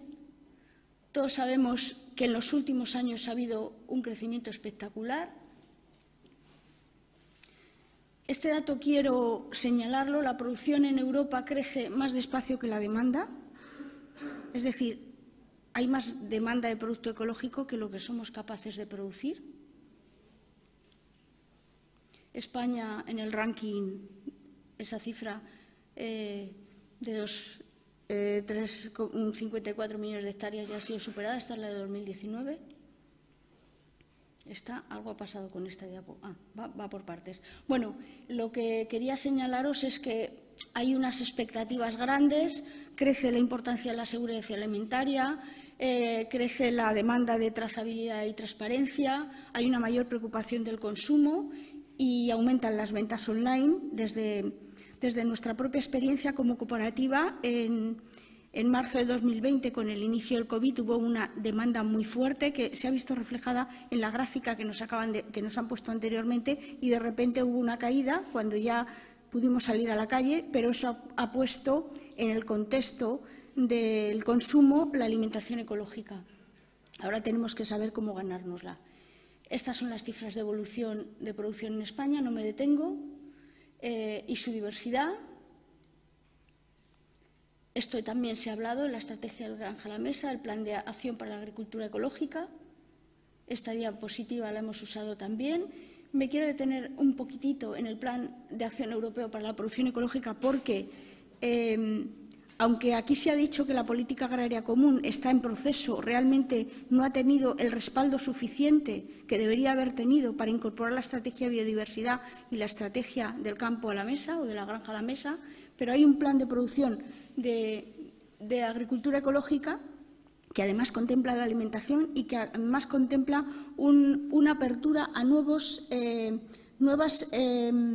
estrategias dentro de la comercialización que son importantes a tener en cuenta y, sobre todo, la valoración de qué tipo de consumo y de consumidores estamos trabajando. No me detengo en ella, pero creo que es importante que el sector ecológico nos planteemos esa estrategia europea y la reclamemos y la demandemos en nuestras comunidades autónomas. Bueno, aquí tenemos un panorama de lo que tenemos en el mercado interno. Estamos hablando de 1,13 millones de kilos y 3,18 millones de euros al año, con un precio medio de 2,81 euros por familia, y estamos hablando de una media en hogares en kilos de 24,5 y en presupuesto de 68,91. Son cifras muy pequeñas, pero son superiores a las que hemos tenido, con lo cual podemos decir que va avanzando. De hecho, aquí tenemos se inicia el consumo de productos ecológicos en 6 de cada 10 consumidores. Digo iniciado. Hay que tener en cuenta eso para que no se nos vaya la cabeza, ¿no? Y estamos hablando de que en los últimos años ha crecido bastante, estamos hablando de 16,4% en el último año y más del 96% desde 2012. Pero claro, las cifras de origen son muy pequeñas. Aquí me quiero detener un poco más porque además me he molestado en sacar del panel alimentario del 2020 algunas de las cifras y de los grupos de alimentos para que nos fijemos un poco en lo que significa. No sé si esto tiene punzón. Bueno. Fijaros que en la parte he puesto volumen de kilos, valor económico y consumo per cápita. Y si nos fijamos solamente en la primera, vemos que las frutas frescas y las hortalizas frescas son más de la mitad. Cualquier operador que estemos trabajando en cercanía con productores nos damos cuenta que la demanda del consumidor está básicamente en esos alimentos y que la carne está en tercer lugar. Luego vemos patatas frescas, pan, huevos, leche y luego ya el resto. Fijaros lo poco que se contempla el aceite de oliva y las legumbres, cuando desde el punto de vista de la dieta mediterránea y de una alimentación saludable tendríamos que tenerla muy en cuenta.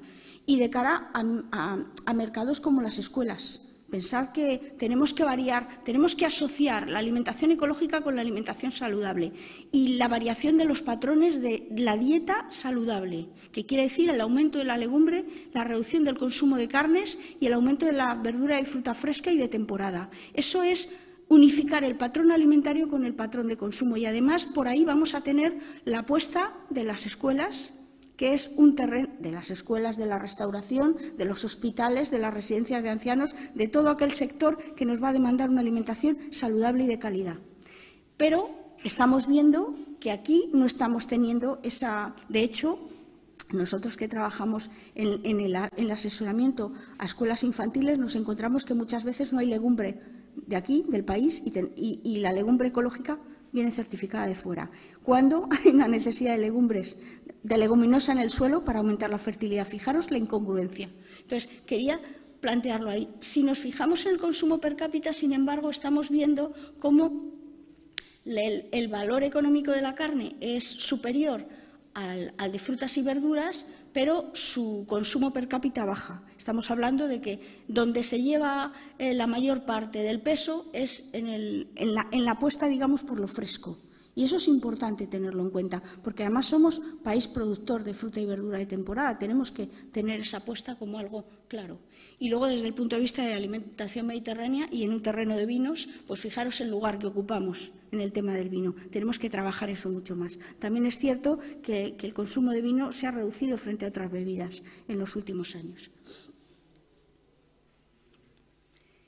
Aquí es una foto que me interesa fijarnos porque, claro, cuando hablamos de que el sector tiene que desarrollarse, siempre pensamos en que se tiene que desarrollar en el canal convencional. Y entonces he querido poner las cifras de las diferencias, ¿no? Aquí abajo están las gráficas, quizá no se ven muy bien porque son copias de lo que decía el panel alimentario.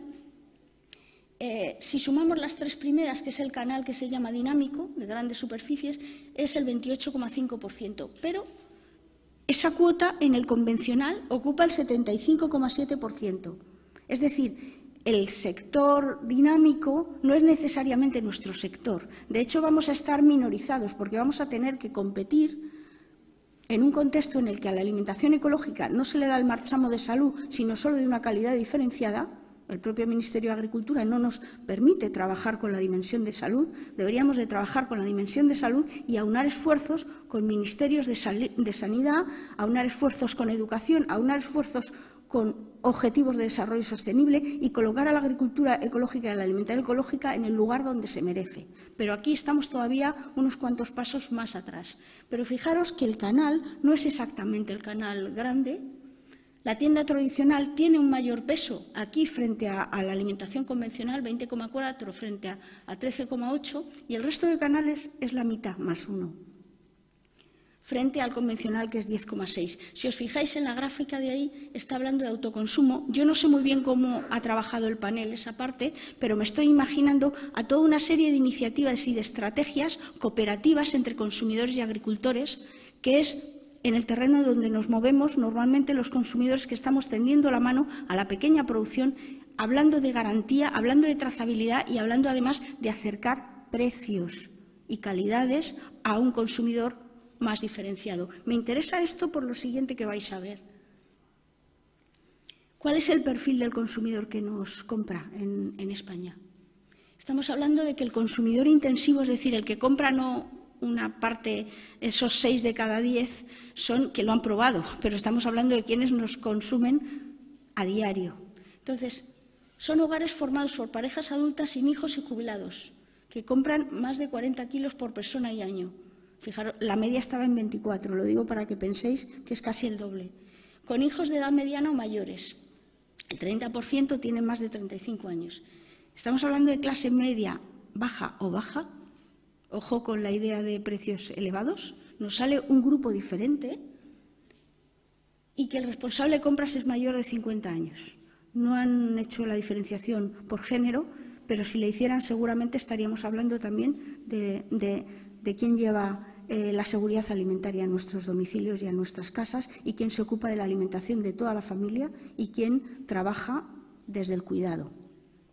Y aunque esos roles tienen que cambiar, ahora mismo los estamos llevando fundamentalmente las mujeres. Eso tiene que ser trabajado de otra manera porque si no esto tiene los días contados, pero ese es el lugar que ocupa.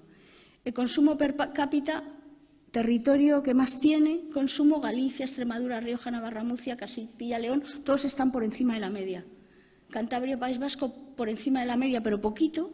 Cataluña en la media y el resto por debajo. Andalucía 23 kilos y Madrid 13,5. Es decir, el lugar y el territorio donde más alimentación se produce en nuestro país, alimentación ecológica, que es Andalucía, el consumo per cápita no llega. No estamos haciendo bien los deberes para que nuestros vecinos y vecinas compren nuestra producción, empezando por nosotras y nosotros mismos, quienes producimos esos alimentos. Tenemos que revisar qué estamos haciendo con nuestra alimentación.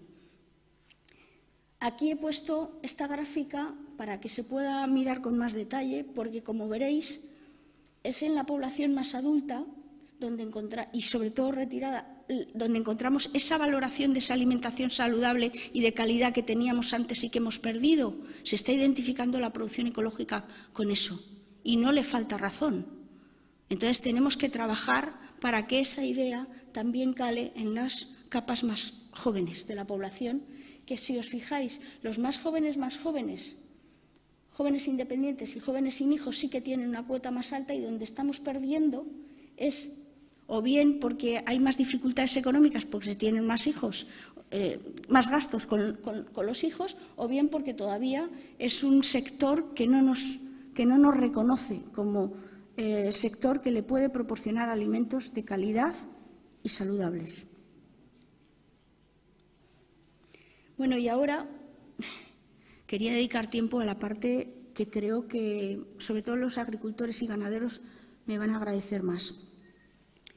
Necesitamos buscar otros modelos de relación entre agricultores y consumidoras. Yo pertenezco a una cooperativa de consumo y de producción, es una cooperativa integral, la Garbancita Ecológica, que estamos funcionando desde el año 2008, pero empezamos a contactar con agricultores en los llamados grupos de consumo en el año 96. Somos una cooperativa que tiene una tienda almacén, que trabaja con una red de grupos, que enseña a la transición a escuelas y colegios, que educa en alimentación saludable y ecológica a niños y a sus familias. Es decir, nos hemos tomado muy en serio eso que llamamos la alimentación consciente, porque el crecimiento de la alimentación ecológica va a crecer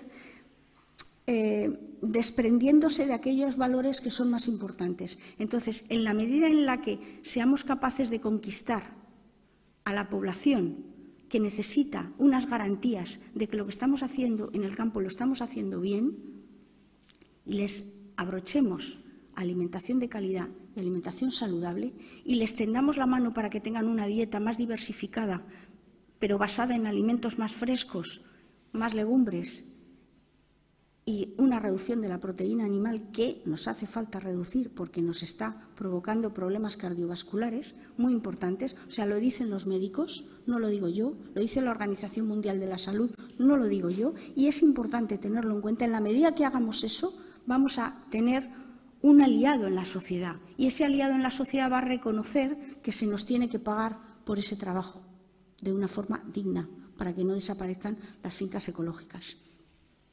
Estamos trabajando en alimentación ecológica de cercanía, temporal y circuito corto. Es importante que abrochemos la idea de ecológico a la idea de temporada y cercanía.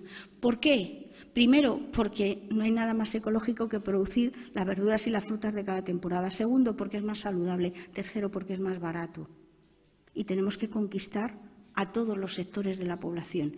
Y cuarto, porque tenemos que afianzar esa cercanía en un contexto de cambio climático y de reducción y mitigación del cambio climático. Una parte importante de la producción se va en el transporte. Entonces, ese papel lo tenemos que ganar. Y también podemos levantar la cara con orgullo y decir que la producción ecológica es capaz de llegar a reducir y a mitigar el cambio climático con sus propios métodos, sin necesidad de buscar cuadraturas de estrategias o de financiar mercados de carbono alternativo. Esto es una serie de actividades que hemos ido desarrollando en Madrid. Me interesa mucho destacar iniciativas para cooperar entre tiendas. No han llegado a muchos frutos, pero es un camino a recorrer. La red de escuelas infantiles en el grupo de 0 a 3, que es el grupo donde mejor podemos trabajar. ¿Por qué? Porque es cuando se están creando las condiciones para una alimentación saludable y suficiente para toda la vida, donde estamos generando los hábitos, donde la educadora está trabajando con nuestros hijos e hijas para hacer ese paso, y donde la comunidad educativa, incluidas las familias, podemos avanzar. Esto ya lo he contado más o menos. Es importante que creemos modelos de empresa distintas en las que hay una participación no solamente de capital social, sino también de trabajo. Y bueno, por último, quería señalar algunas de las cuestiones que nos parecen fundamentales. No vamos a crecer sin cultura alimentaria. Crecer en intensidad, no en cantidad. Y en esa cultura alimentaria quiero destacar el Manual de Nutrición Ecológica que ha publicado la Sociedad Española de Agroecología gracias a Dolores Raigón, que ha puesto en un manual toda su investigación de un montón de años y ahí se ve el diferencial entre alimentación ecológica y convencional, que tiene menos agua, más nutrientes, más materia antioxidante y, en el caso de las carnes, más proteína en proporción de grasa y una grasa que tiene ácidos grasos esenciales más equilibrados. Pero también todas nuestras revistas. Por último, quiero señalar un libro que desarrollamos en la Garbancita Ecológica hace años, pero que tiene todavía vigor, explicando precisamente esta estructura de empresas sociales que tendemos la mano a los agricultores. Y, por último, esta no la he metido en la diapositiva, así que lo siento por los de allá, pero esta es una herramienta de trabajo que hemos distribuido pues del orden de 4.000 o 5.000 ya, en la que trabajamos la alimentación, la actividad física y la dimensión afectiva con toda la población infantil y por extensión estamos reeducando a sus padres y a sus abuelos. Es importante trabajar con los más pequeños porque son la generación del futuro. Todos estos materiales los vamos a tener en una mesa que la vamos a poner ahora cuando acabe esta mesa redonda y podréis acercaros a ellos y, si estáis interesados, pues por un módico precio llevároslo. Y aquí, muchas gracias y nuestras redes sociales para que nos podáis seguir.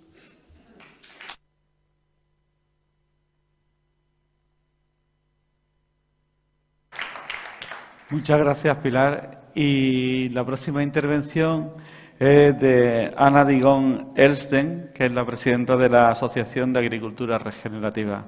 Ana, le ha sido imposible venir, así que vamos a conectar con ella a través de Internet y nos hará la presentación pues a través de la red cuando queráis.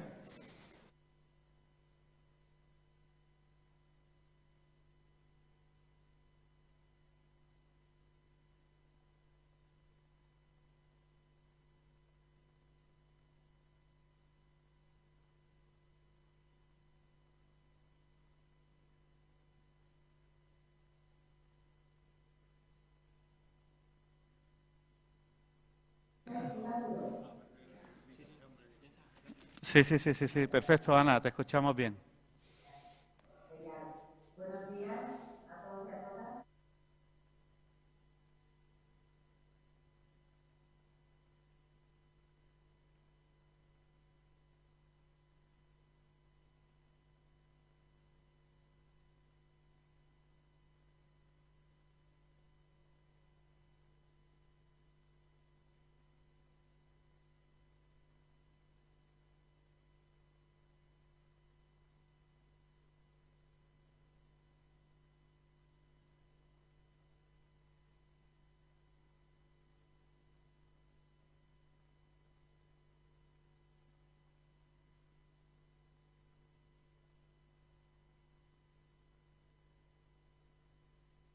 Agricultura regenerativa. Así que ya llevamos un recorrido, al principio un poco en el desierto, y ahora ya empieza a ser algo que la gente cada vez más está asumiendo y comprendiendo. Para las personas que les gustan, que quieran ampliar, desde luego hay mucha más información. Hace 10 años no había casi información en castellano. Ahora, pues uno de los objetivos de la asociación ha sido poner a disposición de la gente esta información en castellano. Entonces, tenéis la página web de la asociación y hay un canal en YouTube y una página en Facebook donde también podéis ver más información, así como muchísima más información que hay de otros canales y otras redes y otros grupos en castellano ya. Hay muchísima actividad ya y bueno, la agricultura regenerativa, dime. Ana, por favor, pégate un poquito el micro a la boca, a ver si tenemos mejor sonido. A ver así, a ver si se escucha mejor. A ver ahora. A ver, esto de la tecnología, la verdad es que los chicos lo están haciendo fenomenal para acomodar esta ponencia y la técnica que supone que estemos, bueno, la situación que estamos nosotros en ello. Así que, bueno, pues voy a también hablar un poquito más fuerte, a ver si me escucháis. Si no me oís, Juan, me haces una seña. Muy bien, pues agricultura regenerativa trata de regenerar lo que hemos perdido, tanto a nivel de fertilidad de los sistemas como de producción de alimentación saludable, como también de relaciones humanas entre nosotros y de relación con el entorno.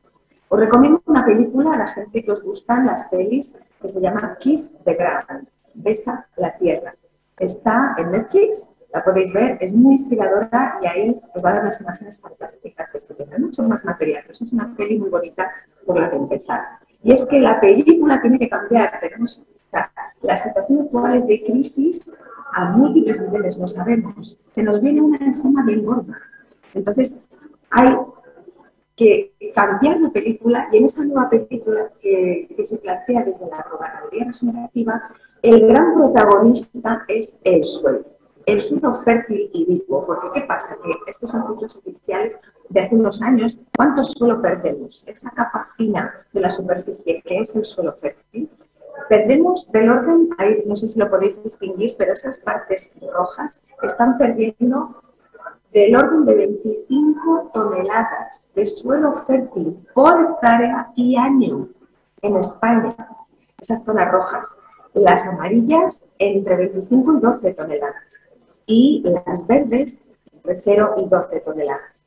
Esto a la vista es casi imperceptible porque 25 toneladas por hectárea son 2,5 milímetros. O sea, que a la vista casi no se ve, pero lo vamos perdiendo. Y ese suelo fértil, esa capa, es el capital natural de todo productor. Y tenemos que cambiar nuestra visión para entender que eso es así. ¿Y por qué perdemos tanto suelo fértil? Por muchos motivos y uno muy importante es el manejo de ese suelo. Y el arado con volteo, en este caso con vertedera, es uno de los grandes causantes de pérdida de suelo fértil.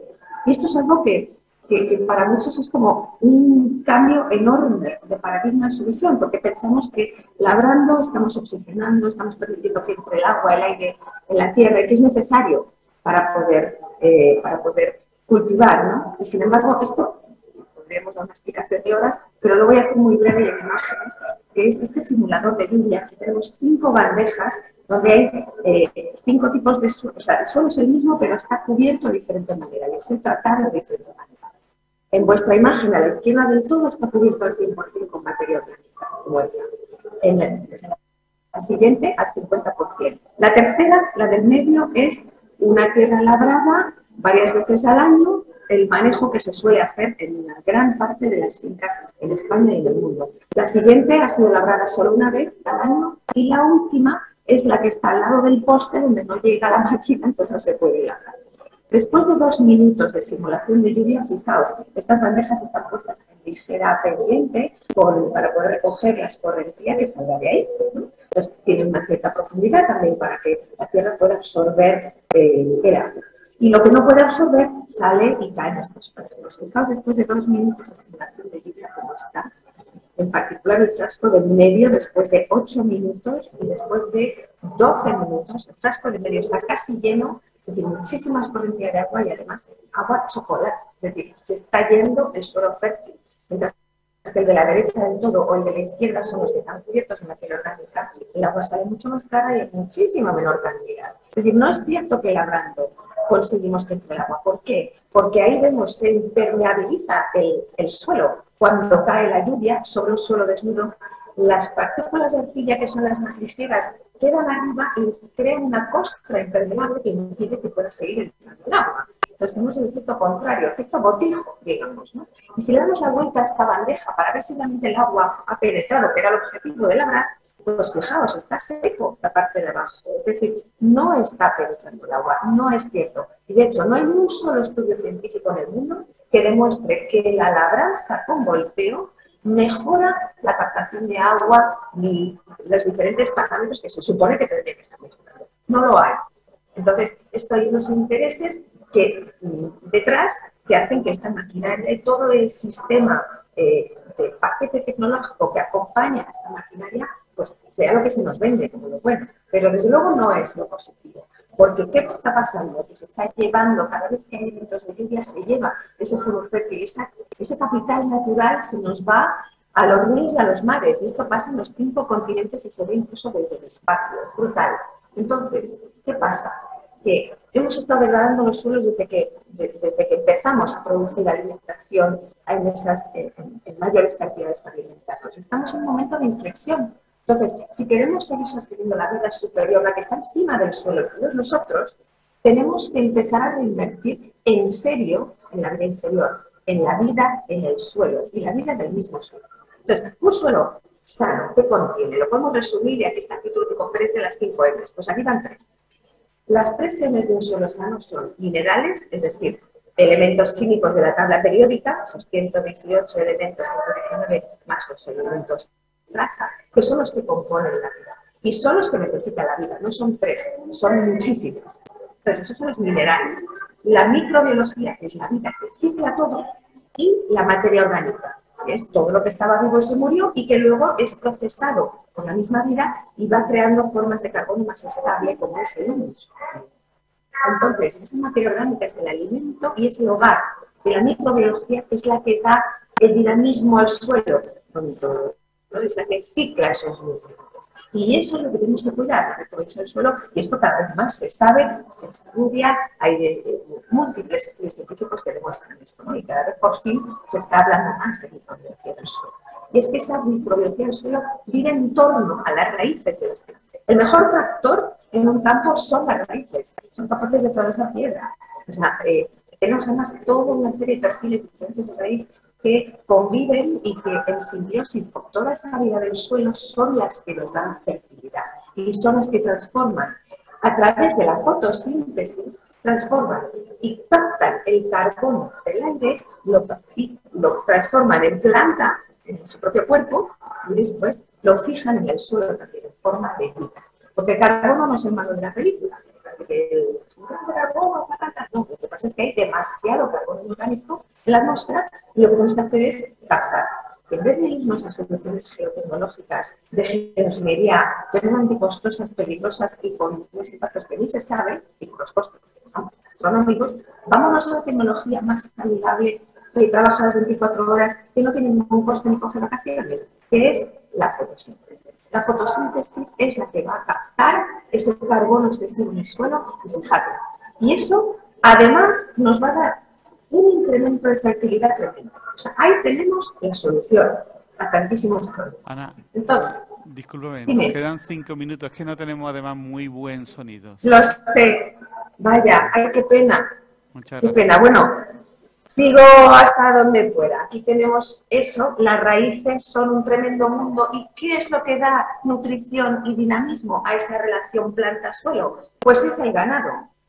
En la naturaleza, el ganado salvaje que avanza, come la hierba, estercola, pisotea y avanza y no vuelve hasta la próxima temporada. Y todo ese impacto, que es energía, el estiércol, el pisoteo, el pastado, es energía que tiene tiempo para poder filtrar. Y esta es la clave, tenemos que imitar este patrón natural. ¿Con qué lo podemos imitar?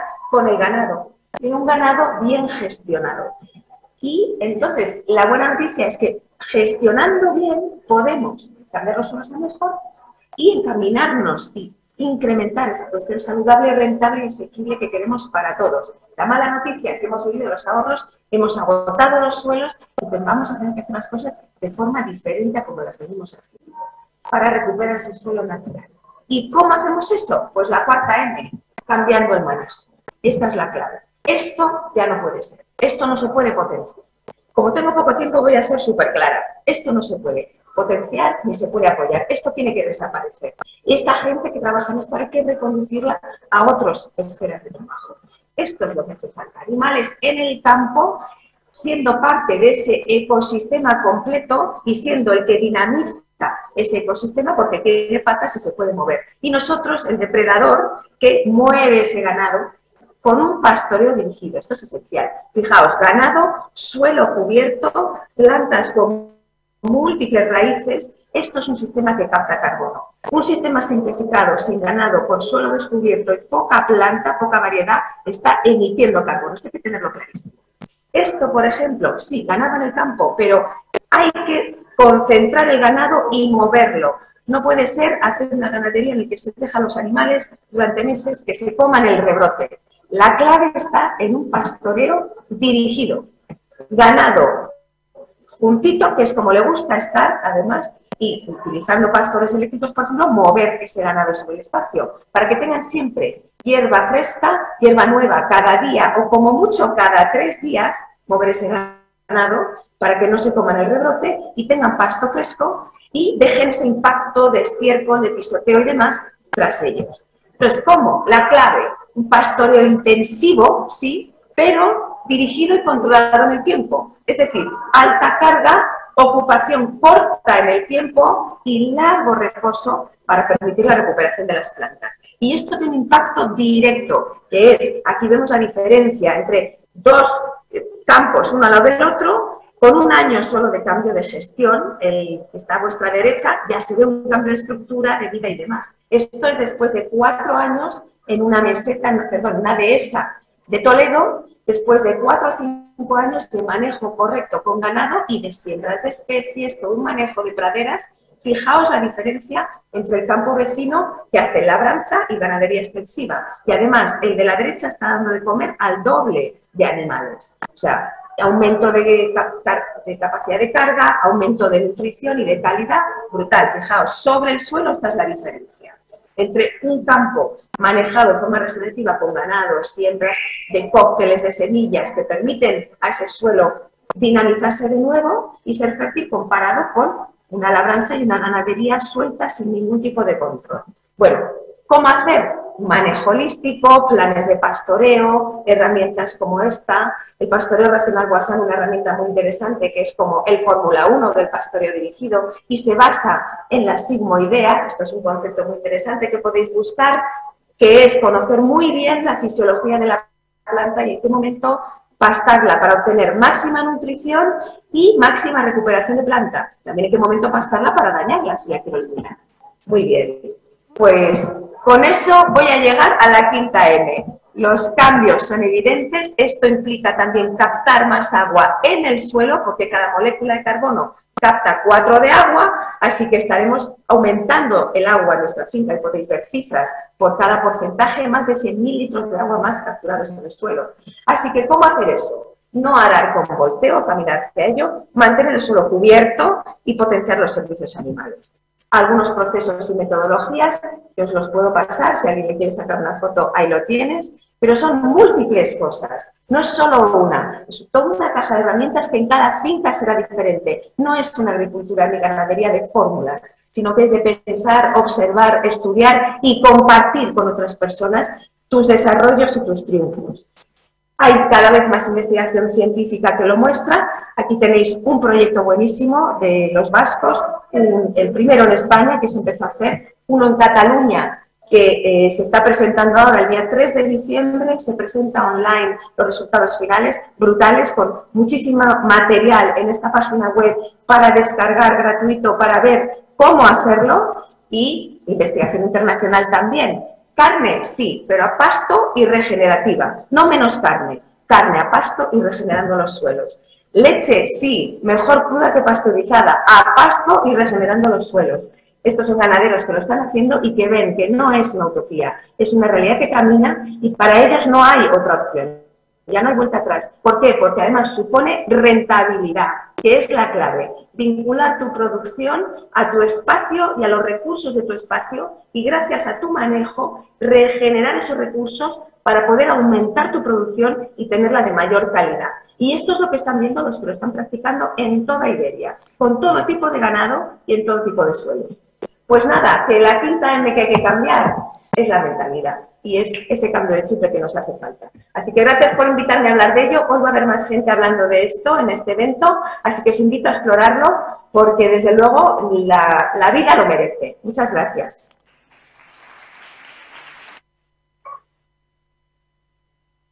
Gracias, Ana. Bueno, y con esto acaba este bloque y entonces ahora...